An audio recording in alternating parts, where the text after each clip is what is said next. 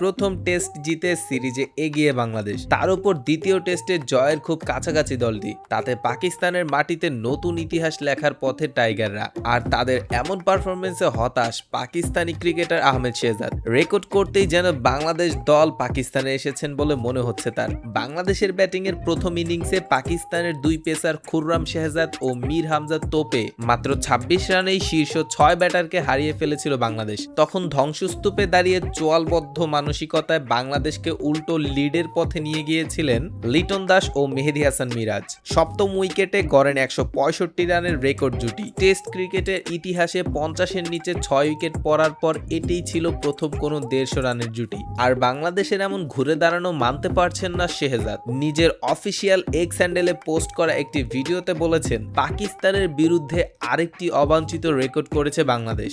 মনে হচ্ছে বাংলাদেশ ক্রিকেট দল শুধু রেকর্ড করতে এসেছে এখানে।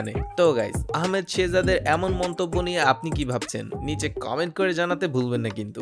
আজকের ভিডিও এখানেই শেষ করছি। আল্লাহ হাফিজ।